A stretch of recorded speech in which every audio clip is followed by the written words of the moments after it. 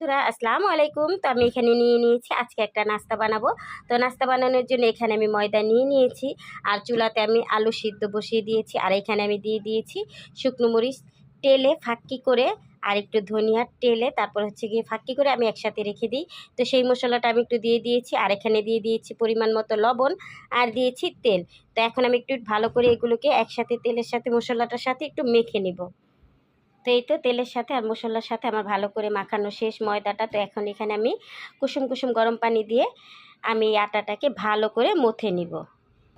তো এই তো ময়দাটা আমার মথামথি করা শেষ, ময়দার ডোটা আমার রেডি। তো এখন আমি হাতে একটু তেল দিয়ে তেলটা ময়দার উপর এভাবে দিয়ে দিচ্ছি।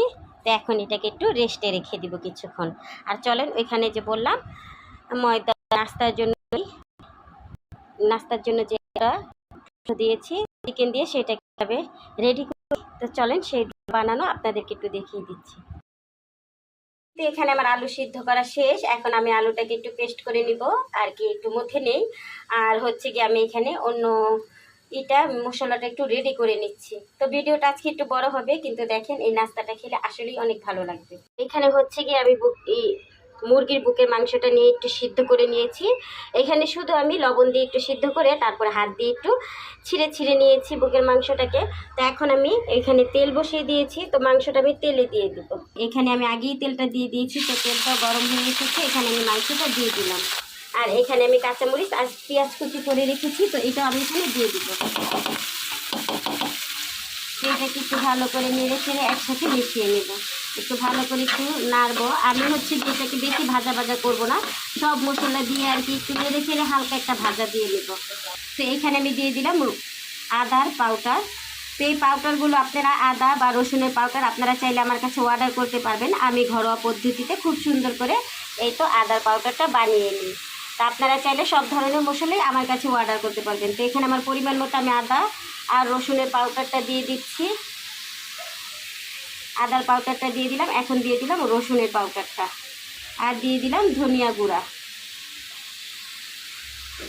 আর দিয়ে দিচ্ছি হলো গিয়ে ভাজা জিরার গুঁড়া। তো ব্যাস, এখানে এতটুকুই মশলা দেবে। আসলে এখানে বেশি মশলা দিব না, আমার পরিমাণ মতো আমি মশলাটা দিয়ে দিলাম। তো এটাকে এখন একটু ভালো করে একটু জালটা বাড়িয়ে একটু নেড়ে চেড়ে, বললাম না ভাজা ভাজা করবো না আর কি, একটু নেড়ে চেড়ে নামিয়ে নেব। আমি দিয়ে নিলাম আমার পরিমাণ মতো একটুখানি টেস্টি লবণ, আর লবণটা আমি আগেই দিয়ে দিয়েছি।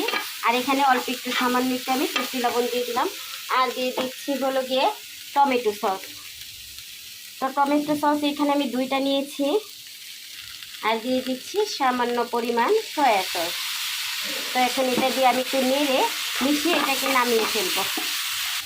সেই তো নাস্তা বানানোর ডোটা আমার রেডি। আসলে এখানে ডোটা পুরোপুরি রেডি না, এখানে আমি আলুটা ইউজ করব।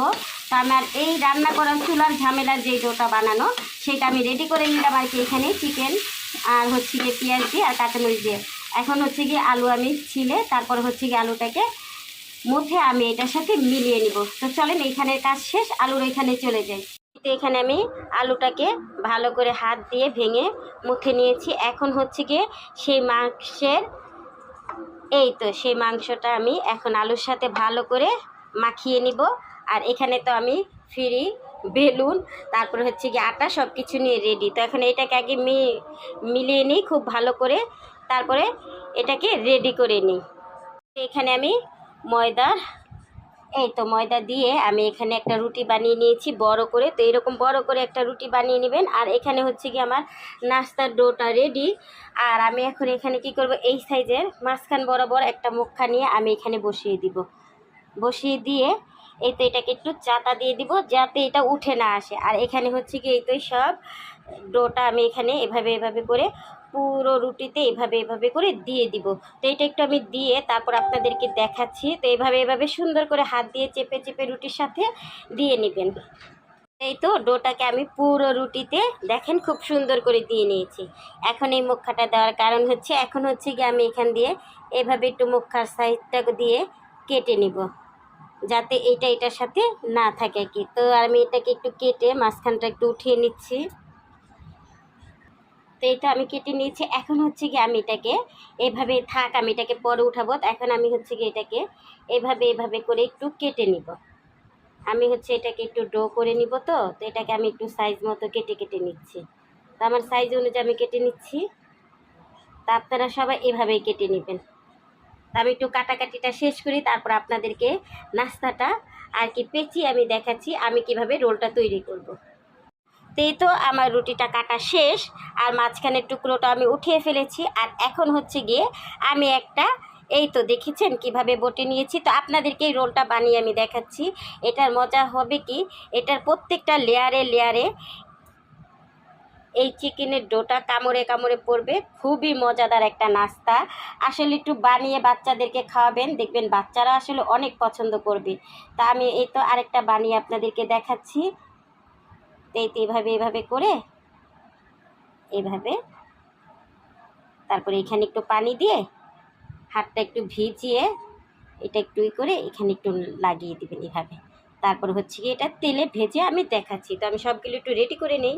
তো আমার সবগুলো নাস্তা বানানো রেডি। তা আপনারা যদি চান এরকম ধরনের নাস্তা, তারপরে হচ্ছে গিয়ে চিকেন ফ্রাই বা চিকেন বার্গার, আপনারা আমার কাছে অর্ডার করতে পারেন। আরও অনেক ধরনের নাস্তা আমার আইডিতে দেওয়া আছে বা আমার প্রোফাইলে। তো আপনারা ঘুরে যদি চান বিকালের জন্য এরকম নাস্তা অর্ডার করতে, তা আপনারা আমার কাছে অর্ডার করতে পারবেন। তো আমার নাস্তাগুলো তো বানানো শেষ, আর এটাকে আমি নাম দিয়েছি চিকেন মিনি রোল।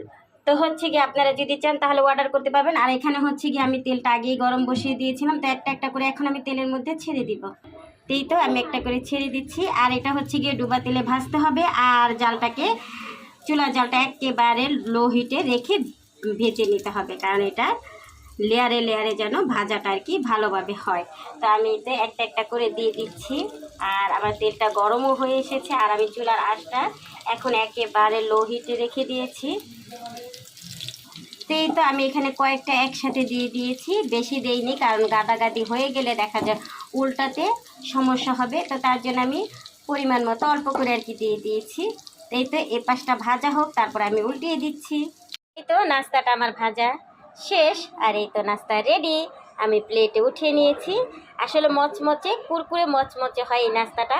আপনারা চাইলে এই নাস্তাটা বাচ্চাদেরকে টিফিনের জন্য দিতে পারেন বা বিকেলের নাস্তা হিসেবেও খাওয়াতে পারেন।